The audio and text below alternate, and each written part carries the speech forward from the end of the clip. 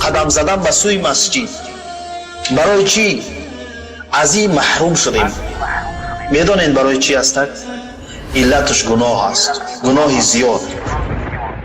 ظلم زیاد شد، حق مردم خوردن زیاد شد، زنا زیاد شد، ریبا، پراتسین خوری، سود خوری زیاد شد، عاق پدر و مادر زیاد شد، ریا زیاد شد، فریب و مکر زیاد شد. همه همینا سبب شدند که الله ما را امروز از این مساجدش، از درهای رحمتش، از خانه خودش محروم کرد.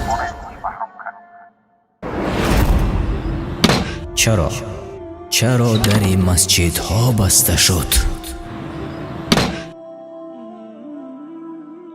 نماز روز جمعه در دولت است که زیاده از 85% غیر مسلمان است.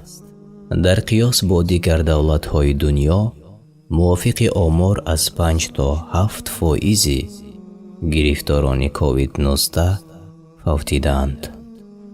اما قانون این دولت ادای نماز جمعه را در اکثریت مسجدها منع نمی کنند. در مسجدها روز جمعه 3 مرتبه نماز را می گذارند، یعنی 50 نفری 150 نفر نماز را در یک مسجد می گذرانند. برادری از آلمان به من زنگ زد، گفت که پدرم پیش از این کسری ها در تاجیکستان یگان نماز را در خانه نمی خواند و روزهای اول بسیار غمگین بود از نرفتن به مسجد. اما روز از روز عادت کردند، یعنی امروز حتی دل از آن درد نمی کند، وجدان عذاب نمی دهد از آن که نماز را در مسجد نمی خوانند، حال آن که رسول الله صلی الله علیه و سلم گفتند کسی که اولی روز یا اولی شب به سوی مسجد رود، هر صبح و هر شام که می رود، الله برایش در بهشت مهمان سرای آماده می سازد. اندیشه کنیم، یک بار اندیشه کنیم، آیا الله به نماز ما نیاز دارد؟ افسوس که از نادانان شدیم. روز نصیحت برادر همزبان را در فیسبوک گوش کردم. با احساس در این مورد صحبت داشت.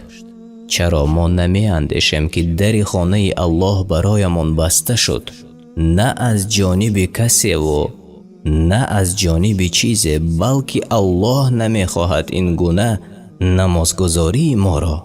رسول الله صلی الله علیه و سلم جای می فرمایند اگر آدمان به نماز دیر آیند، سستی ورزند، پس در آخر الله آنها را از پسماندگان می گرداند. در سوره نیسا آیت 142 چنین آمده است: منافقان الله را فریب دادن می خواهند و حال آن که الله آنها را مناسب فریب و مکرشان جزا می دهد و چون به نماز برخیزند با سستی برخیزند و برای خود نمایی نماز کنند و در نماز جز اندک الله را یاد نکنند. در سوره جمعه آیت 9: ای کسانی که ایمان آورده اید، چون از آن نماز روز جمعه گفته شود به نماز بشتابید و خرید و فروش را ترک کنید، اگر دانا باشد این کار برایتان بهتر است. غیر از این، آنهایی که می اندیشند که به خواندن نماز هم جنت انتظارشان، سخنان الله را می رسانم. در سوره مدثر آیت 42 چنین آمده است که چه چیزهای شما را به جهنم آورد، یعنی به دوزخ آورد؟ می گویند ما از نمازگزاران نبودیم.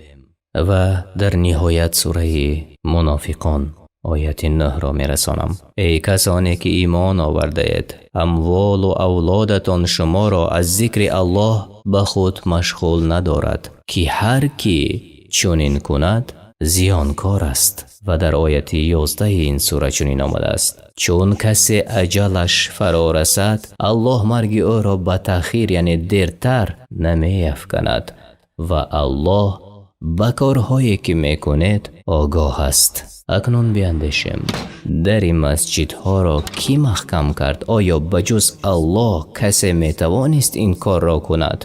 ما و شما نه، بلکه الله نمیخواهد نمازی مثل ما و شما را. مرگ فرا میرسد، اما امکان طلب بخشش از الله در خانه الله افسوس که نمیرسد.